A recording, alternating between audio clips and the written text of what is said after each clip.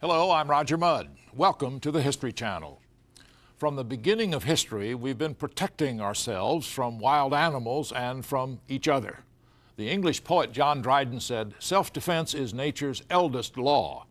Our program looks at the evolution of self-defense from Stone Age knives to the high-tech bulletproof jackets of the 21st century. There's been a continual game of technological leapfrog. As we invent deadlier weapons, we also find new ways to follow nature's eldest law. Join us now as the History Channel presents Arms in Action, Self-Defense.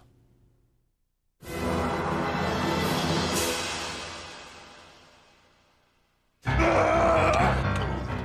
was an acceptance of violence on a scale that we find quite strange and striking. Then, as now, it has captured people's imagination that a small man, a weak man, or an old man can defeat a younger, stronger, more violent man.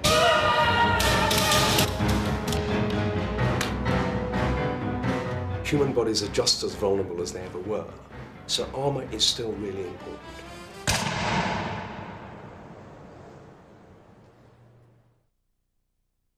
Man is soft-skinned, has feeble muscles, fragile bones, and limited endurance. Why has such a weak creature survived for so long? It was his developing brain that gradually set him apart from other animals and turned vulnerability into domination. Early man is a mysterious figure. What little evidence there is offers the experts a few clues. But even with the latest scientific methods, piecing these clues together needs some guesswork to form a picture of how man struggled to exist. What is becoming clear is that early man inhabited a very dangerous and threatening world. He had to learn to defend himself, to stay alive. Archaeologists know that 500,000 years ago, Europe was teeming with wild and dangerous animals. Recent discoveries from Boxgrove, a site in southern Britain, reveal that this environment was even more threatening than we previously understood. Man's struggle to survive meant protecting himself from large animals far more powerful and more aggressive. Early people had to live alongside very dangerous large animals. Even in Britain, 500,000 years ago, the people at a site like Boxgrove were living close to lions, hyenas, wolves, maybe saber-toothed cats, elephants, rhinoceros. There was a whole array of very large, dangerous mammals. I think people a lot of the time obviously would have kept out of their way, but when they needed food, yes, they had to get close to these animals, either to hunt them or to scavenge from animals that had been killed by other carnivores such as lions. Man's need and a desire for meat drove him to find effective ways of killing the animals around him, much earlier than experts previously believed. Although man's eaten meat for a long time, he's not really a professional carnivore. So what he hasn't got is teeth and claws like other animals have, with which he can do damage to other species or indeed to his own. His eyes and ears aren't terribly good, and he can't run very fast. So if he's dealing with animals who've got acute sense of sight, acute hearing, and can run very quickly, he has got real problems. So what early man has to do is develop weapons to defend himself with. Recent excavations are giving scientists new insights into these early weapons. What I'm holding here is something that's called a hand axe, and that may make it seem like it had a handle and so on, but actually we now think that these were actually held in people's hands, and they mostly used them for butchering animals. So we find them at Boxgrove 500,000 years ago, surrounding the carcass of a rhinoceros. They seem to have been made even 1.5 million years ago in Africa, often made there of volcanic rock. This one was made from flint, and it's from a British site called Swanscombe. It's about 400,000 years old. And this seems to have been a sort of multi-purpose tool. It was sort of like the Swiss army knife of the old Stone Age. So at one end, there was a butt, something that you could use to hammer things. At the other end was a point, and down both sides was a cutting and scraping surface. So it could be used for cutting through butchering meat, also for cutting up plant materials. So it's a sort of multi-purpose tool. But many experts have always believed that man's earliest weapons were even simpler, and that in Europe they were probably made of wood. Until recently, the chances of finding any surviving examples seemed unlikely. We don't often find things like this in the archaeological record. Most often we find stone tools and weapons, but occasionally we get preservation of wood material. And this is part of a wooden spear that was found at Clacton. And it's about 300,000 years old, and it's made from yew wood. It's been shaved down and made to a point at this end, and people argued for a long time about whether it was part of a complete spear. Some people thought it might be a digging stick for digging up plant materials, but now we have examples of these from Germany at 400,000 years that are beautifully made complete javelins. So we think it probably was the end of one of these javelins, and it would have been used to throw at game, and also in some cases the shorter ones would have been used for stabbing, thrusting at animals at close quarters. Further research revealed animals were not the only threat. Early man had another aggressor. When we get into the last 100,000 years, we do find some evidence of what might be construed as violence. There's a Neanderthal skeleton from Iraq that's maybe 50,000 years old, and one of those Neanderthals has an injury in the rib area that looks like it was made by a spear point. But of course, whether that was done by another Neanderthal or whether it was done in a hunting accident, we can't be sure. And there are also examples of human bones with cut marks on. And here we've got human skeletons that look like they've been systematically butchered, dismembered. They've got cut marks on them made by stone tools, produced by other humans. And this raises the possibility even of cannibalism. Of course, whether they were killed violently or whether that was done after they died a natural death, we can't be sure. But certainly this was also something that was happening, and you could certainly interpret that as being possible violence between human groups. To avoid violence and possibly cannibalism, the choice was simple: run, resist, or attack. To survive, early humans learned quickly to use their hunting weapons to protect themselves. Maybe violence is in our nature, but self-preservation is one of our deepest instincts. Man was facing new threats from increasing numbers of his own species. Every individual had to find ways to defend himself or disappear. The jury's out on whether early man was aggressive or not. I think we can be sure that really quite quickly he develops the means of attack and defence.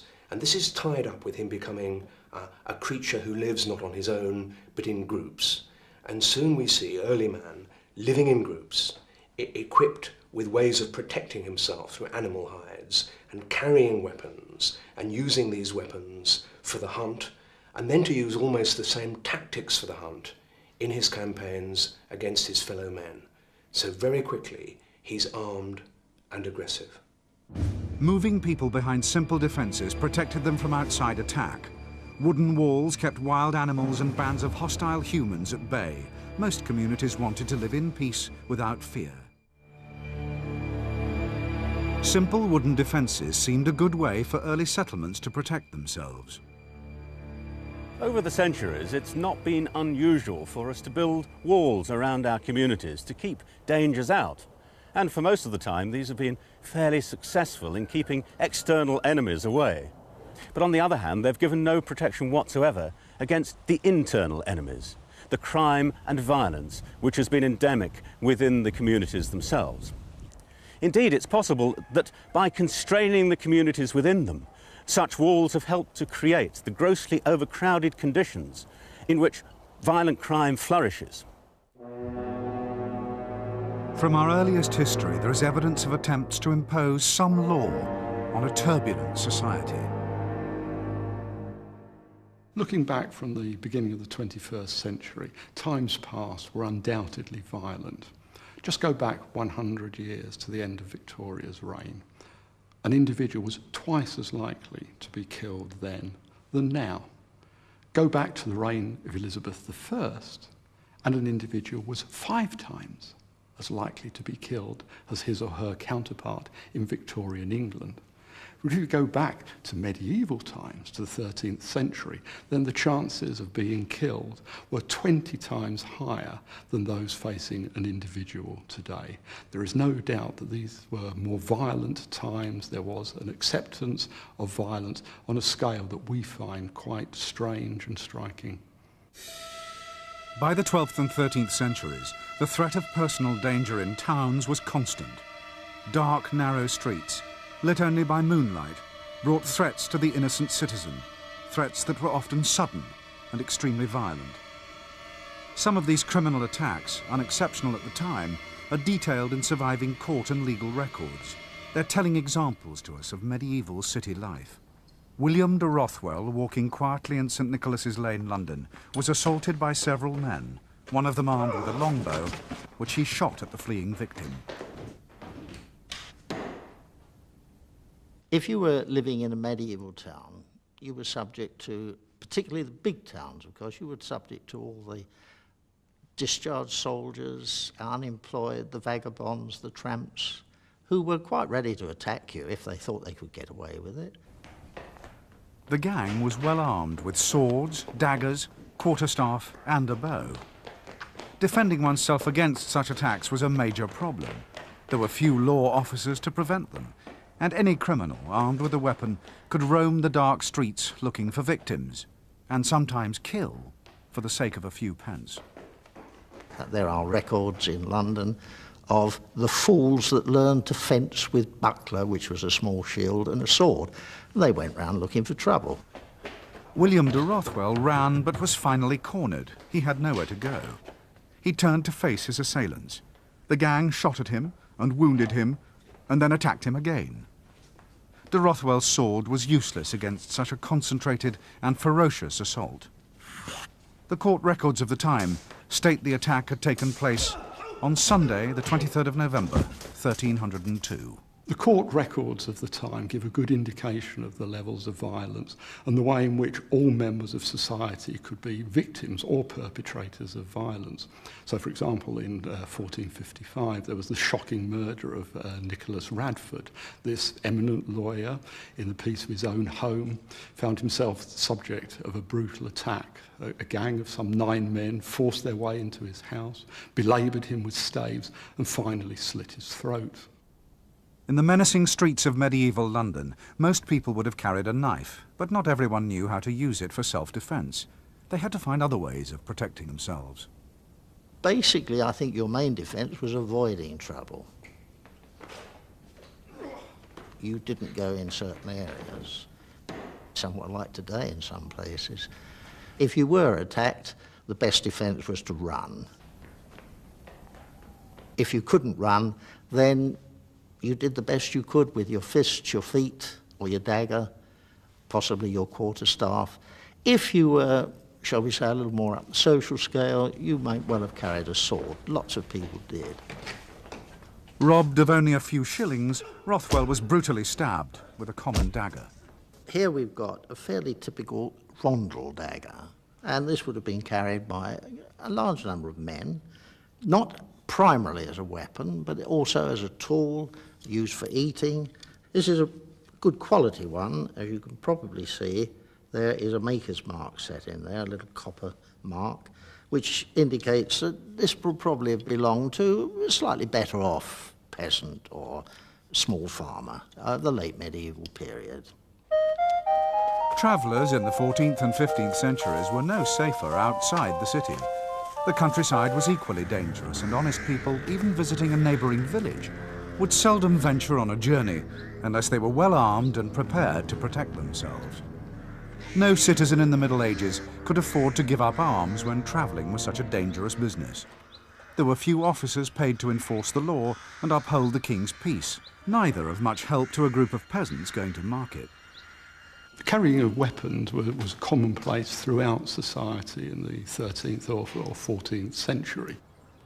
There was a toleration of violence. It was acceptable to settle certain matters in a violent way.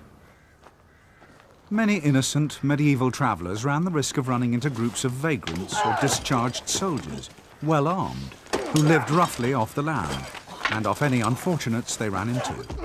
There's a range of rather ambiguous implements, shears, bill hooks, chisels, which technically were part of the job, but were quite often used to inflict serious injury upon people. There was easy access to implements that could kill or maim. A billhook was a typical example of an adapted agricultural implement used as a weapon. Ordinary travellers often carried a quarterstaff. It was both a walking stick and a weapon. A simple piece of wood about 6 feet long and generally taller than the man who wielded it, it was both adaptable and reliable, but needed practice to be used effectively. Swords were not common. They were expensive and usually owned by the rich, or royal officers and soldiers. And even if the poor could afford a sword, there were laws prohibiting the lower classes from carrying them. There was a general acceptance that to protect yourself, you needed to carry some sort of defence. Many would have learned how to use the simple stick and know how to wield it against unprovoked attacks. But it was not just the ruffians who attacked. Gentlemen themselves were violent.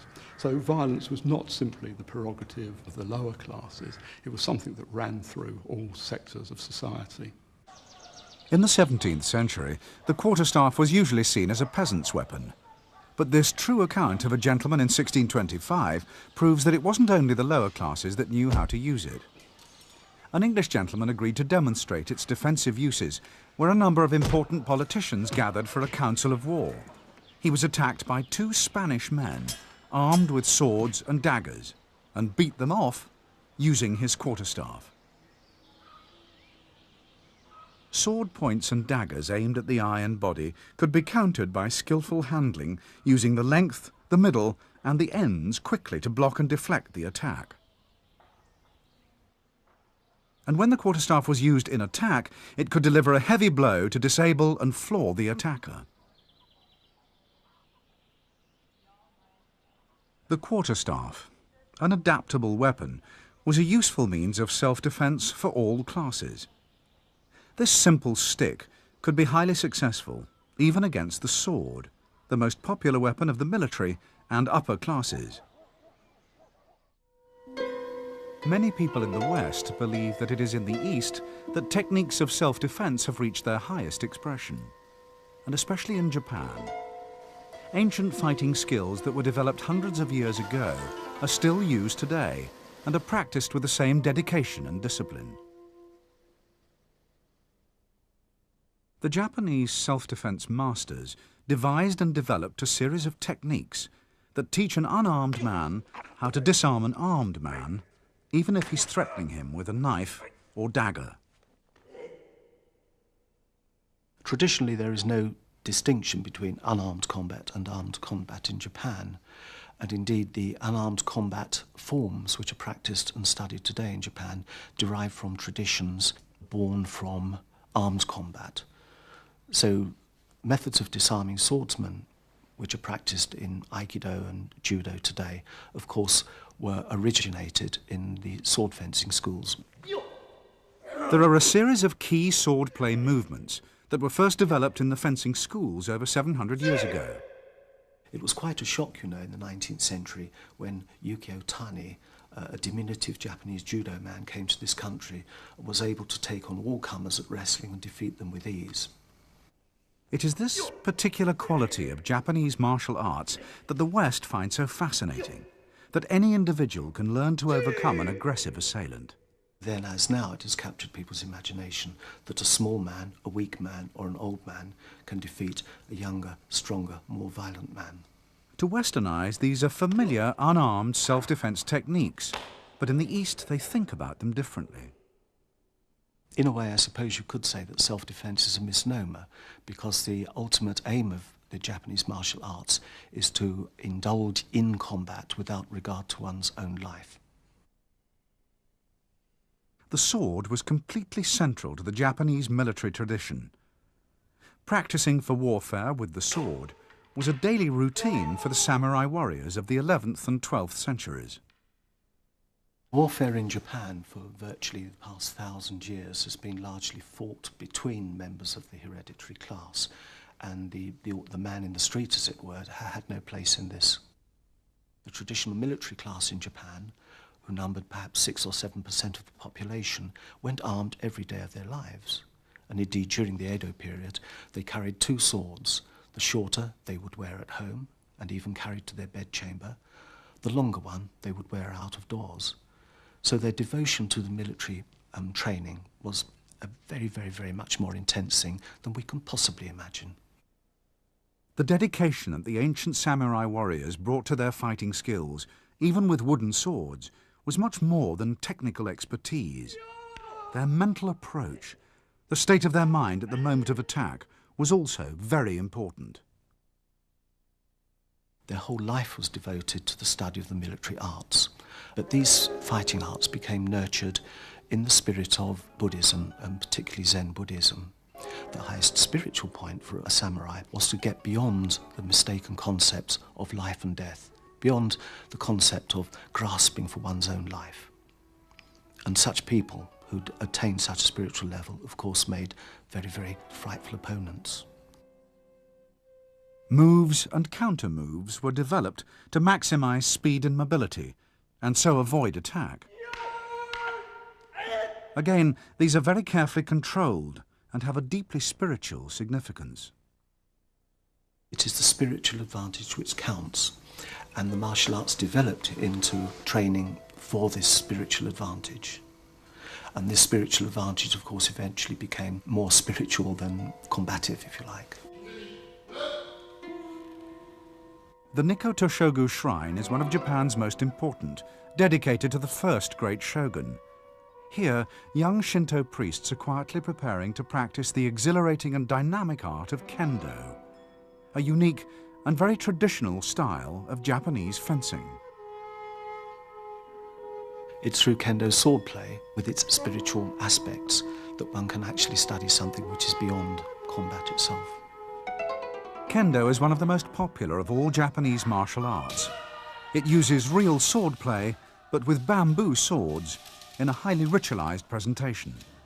You know that you're not going to be killed, so you can exert utmost aggression and violence against the opponent, while at the same time imagining that the bamboo sword which he holds is a real sword.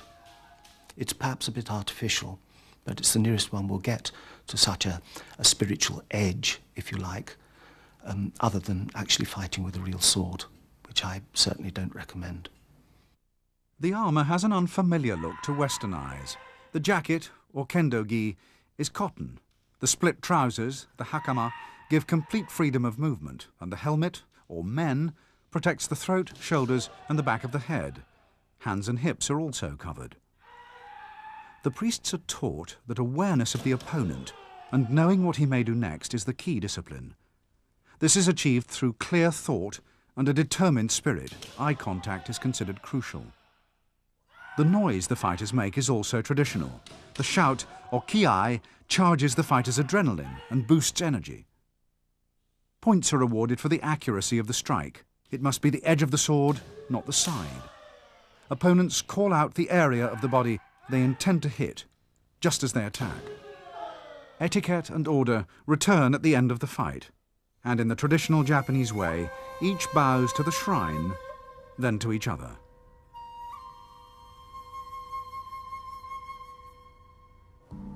The self-knowledge and self-discipline that characterized Japanese sword practice never became part of the Western tradition. In the West, using wooden sticks had no spiritual dimension. Instead, practice stayed just practice, or it became a sport. In Europe in the 18th century, many young gentlemen about town regularly participated in practice sessions to keep themselves amused and perhaps win money on a wager. One popular style of fighting was with a single stick and has the left elbow raised whilst the left hand holds the end of a scarf. Like the samurai warriors of Japan sometimes did, they used wooden sticks as a substitute for swords, for it was vital they kept practicing these skills so they could defend themselves in case of a real attack. To win the bet, one of the contestants had to draw an inch of blood with a blow from a single stick. Once blood had been drawn, the fight ended. The bet won or lost, and with a friendly handshake, the two men went to the tavern to to discuss other matters. A stagecoach travelling through 18th century England was an easy target for a new breed of armed criminal who would lay in wait in sparsely populated parts of the countryside to rob innocent passengers who frequently carried valuables on their person. No one needed long hours of gentlemanly practice to use a pistol. It was a matter of minutes to learn to load and fire a gun. A fallen tree across the road was enough to halt the coach and warn the driver and passengers of the dangers to come. A surprise attack from a highwayman.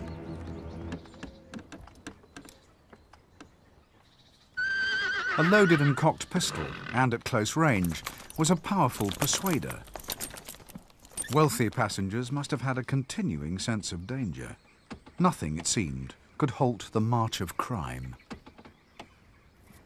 Travel during the 17th and 18th century was dangerous, and almost every coach would have carried some sort of weapon. The blunderbuss was the most popular. This is a fairly typical one, main feature being this expanding barrel. This makes it easy to load. Contrary to popular belief, they were not loaded with stones and pieces of glass. This is a typical load, the size set down by the post office for the Royal Mail coaches, and would have been carried by almost all the coaches.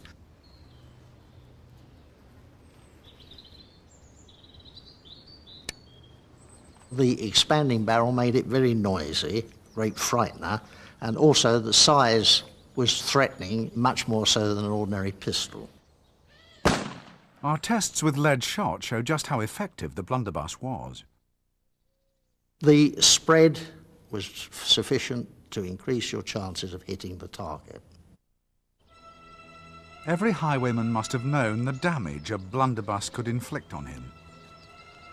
And innocent travellers must have gained some small sense of security from the presence of a weapon powerful enough to change a highwayman's plans and force him to beat a hasty retreat. These were carried through most of the 17th and right through to the early part of the 18th century. And even the later stagecoaches of America, the scattergun is really just a modern form of the old blunderbuss. Many wealthy travellers must have armed themselves with discreet weapons. But for some gentlemen, there were growing doubts as to whether this was the best way to defend themselves.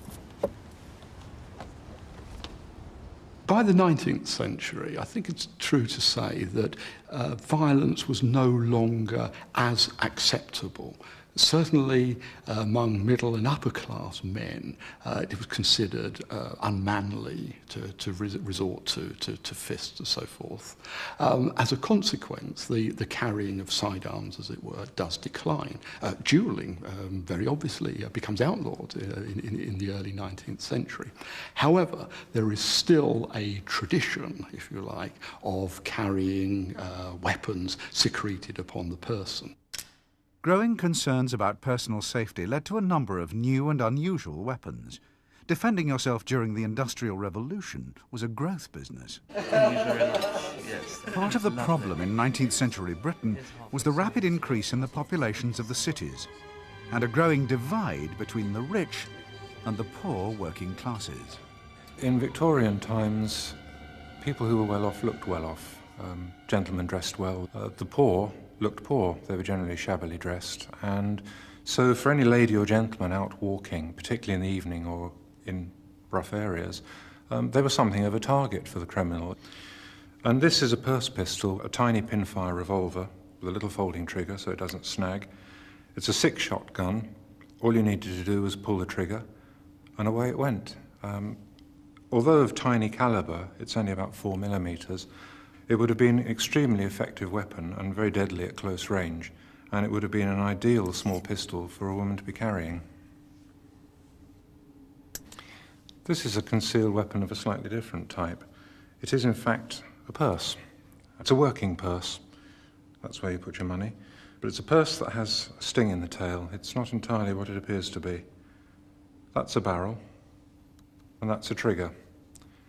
And to fire the pistol that's concealed in it, you simply pull the trigger. It's a German patent, Frankenau, of about 1875. And in the reverse of it, it contains a tiny pinfire revolver, which is a 6-shot weapon.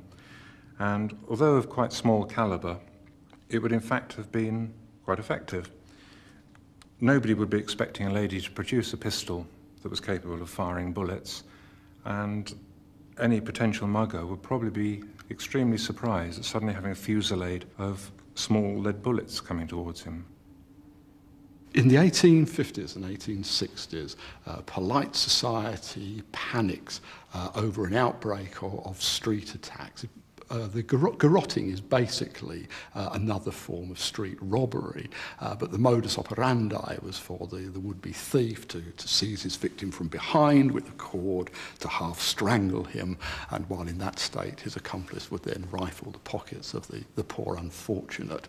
We then find, in a moment of whimsy, Punch recommending that gentlemen should wear spiked collars and spikes on their elbows so they can defend themselves from ungentlemanly attacks from behind. This was an anti-garroting pistol, which is a wonderful Ball's patent of about 1850. It could be worn on the front of your belt like that, but because it's an anti-garroting pistol and generally you were garroted from behind, the chances are it would be mounted in the small of your back and held on a leather belt. It's a 1-inch barrel with a 50 caliber ball inside it, and you had a string looped through the trigger. When it was on your belt behind you, the string simply tucked around the front of your trousers, and when the evil thug leapt upon you, you simply pulled the string and it fired the bullet at very close range, and presumably gave him such an unpleasant fright that he dropped off your back and ran away screaming. In fact, the bullet at the sort of range we're talking about would be quite deadly, and although it looks quite amusing, it would have been a very efficient weapon. But we have absolutely no idea whether they were bought simply for amusement factor or whether any were used seriously. I somehow doubt that any of them were used seriously for no other reason than sitting down with this on your back would make you very, very uncomfortable in a fairly short period of time. The 19th century American West had fewer cramped and crowded cities, but shared many of the same social problems as those facing Victorian Britain. More and more firearms in production meant more people had access to them for their own defence. And although many chose not to carry them, most people believed you had to defend yourself somehow. In a frontier saloon, the temptation to use one of the new weapons was hard to resist. A poor aim and an unreliable gun saved the day. In the 19th century, there were moves to do something to stop increasing crime and put an end to the lawlessness of the past. The Lawman is the end of a long story that had begun centuries before in England, when the king was given an impossible task. The king was responsible for the peace of the whole realm, but obviously he couldn't do it on his own, so he appointed a number of chief officers, if you like, known as reeves. And each of those was responsible for an area of the country known as a shire. So he was the king's representative, the shire reeve, and he was responsible for looking after any problems, collection of taxes, law and order. And it's from the shire reeve that the term sheriff grew. Again, a man responsible for law and order in a certain area. The law was beginning to impose itself more strongly on society. The lawmen of the past are shadowy figures in the history books, but some of the origins of the modern lawman can be seen in past centuries. Rembrandt's 17th century masterpiece, The Night Watch, gives us a detailed portrait of the men who saw themselves as the guardians and keepers of law and order. For many centuries throughout Europe, large towns and cities had some kind of night watch system, but we know little about them or how they worked. This was a group of the citizens who took it in turns, and they were supposed to parade all round the main streets, probably armed with a halberd, carrying a lantern or perhaps a stick. And anybody found out in the streets would be stopped, and unless they could prove they had a legitimate reason for being there, they were arrested, taken along to the watch house, and detained until the following morning. Rembrandt's famous painting gives a rare insight into one of the origins of the modern police force. Taking the responsibility for law and order, these worthy citizens of Amsterdam, Holland, had gathered together and armed themselves according to their social status, with a variety of weapons to defend their fellow man against theft and violence. It only needed a small push to formalize the idea of a full-time body of men paid to protect society, but it took a change in society's views to bring it about. In early 19th century Britain, a new style of police force emerged. Interpersonal violence is no longer as acceptable as it has been in the past. There is a desire for a greater standard of personal security, and the police can be seen as a response to these changing expectations. The new officers had to wear their reinforced top hat and tailcoats at all times. On their cuffs, distinctive white bands indicated when they were on duty and available to help and to protect the public. When Sir Robert Peel introduced the legislation that established the so-called New Police in London, he was determined to have a force of men who were distinct, uniform, but quite different from either the army or the yeomanry. So there is a quite conscious decision from the outset that the new police will be unarmed except insofar as they carry a truncheon, which was seen as a weapon of self-defence. Part of the early policeman's equipment was the decorated wooden truncheon, a seemingly old-fashioned weapon for a new force, especially as the Peelers were often up against criminals with firearms. But the stick was issued with a particular and practical use in mind. A truncheon can be used in one hand while you apprehend a victim. Using a musket, which after all many of the army used, a musket required two hands and reduced the mobility of the policeman, reduced his ability to apprehend, and indeed could put him at risk should that gun fall into the hands of others. So there was a sense in using the truncheon. And it's worth noting that although this is supposedly a defensive weapon, this is a fairly substantial piece of wood which, when wielded by a 6-foot policeman, could inflict quite considerable damage. The truncheon has moved smoothly into the 21st century, surviving relatively unchanged. Today, the police are still issued with it. The design has changed, but the purpose is the same, to defend the police officer. In many respects, the baton today, although technologically a more sophisticated instrument, is, in a sense, merely a continuation of that tradition that goes back to the late 1820s, when the myth of the unarmed policeman first was created. The police baton's design has been modified and updated in the United States and is used by the British police force in self-defense training. As they exercise using the baton, they shout "Get back" at their attackers. Many of these routines have their origins in ancient self-defense techniques from both Western and Eastern martial arts. The positions, movements and counter-movements the police adopt have been designed to minimize the officer's vulnerability to violent assault at very close quarters. The attacker will instinctively always target the weakest parts of the body. These modern defensive moves find parallels with the defensive moves of the past. The Japanese wood sword, and the simple medieval stick or quarterstaff. But ultimately, in the 21st century, the modern police officer needs to protect his body with stronger defences to deal with a range of new and deadly threats.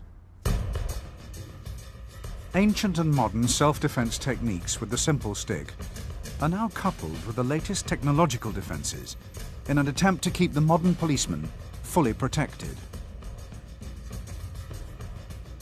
Armour was always about protecting the vulnerable human body, often in a military context. Human bodies are just as vulnerable as they ever were. And the risks that people face in, for example, police, internal security, not to mention military situations, are even more varied than they ever were. So armour is still really important. Not only do police forces need it, but we'll see increasingly armies being unwilling to commit soldiers to battle without giving them the maximum possible protection, and often that means armour. The manufacture of modern armour is a long way from the roaring forges and constant hammering of the medieval armourer's workshop. The modern armour produced in this secret factory is woven like fabric and is resilient enough to protect against high-powered ammunition. It's a strong and effective self-defence material. Layers of fabric are cut for jackets, the hands of the operative protected by one of the most ancient defences, iron mail. Medieval body defences too were often layers of thin materials sewn together to give a thickness and absorbency that cushioned blows from swords and sometimes even spears and arrows. Another form of body protection that owes its inspiration to the past is a jacket reinforced with titanium plates to provide a bulletproof protection. These body armours can stop powerful ammunition even at close range. In some respects, armour design has come full circle. A lot of early armour consisted of things like jacks and brigandines, which were metal plates in a fabric jacket. This is a very rare example of a Tudor jack or jacket. Very few have survived because the fabric usually rotted away, and sometimes little remained but a handful of rusty metal plates. The jack, like its modern counterpart, perfectly fulfilled the three basic principles that govern the design of all successful armour. It was light, it was flexible, and it gave protection. Modern armour consists of the same sort of thing. Very often there are plates which might be metal or might be ceramic, encased in some form of fabric or plastic. So the idea is very similar, achieving self-defence by putting hard substances into some flexible fabric. Modern armour provides front and rear protection with titanium plates, just as the metal plates of the Tudor jack did against arrows and daggers. Testing modern armour is a very technical business. Photographically slowing the speed of the ammunition and recording the effects is a science in itself. These are some of the results. A Chinese armour-piercing incendiary bullet has little effect on the protective jacket, although the explosion and afterburn would cause bruising. Another jacket easily absorbs the energy of the .357 ammunition. The impact is spread through the layers of material and quickly dissipated. This is the level of protection a modern police officer needs against today's high-powered weapons. Stripping away the layers of protection that have defended us down the centuries from a violent world that is as old as mankind itself, we see that perhaps violence is part of our nature. But from the moment man first picked up a stick as a weapon, it has always been balanced by another, stronger, deeper instinct, the instinct to defend himself.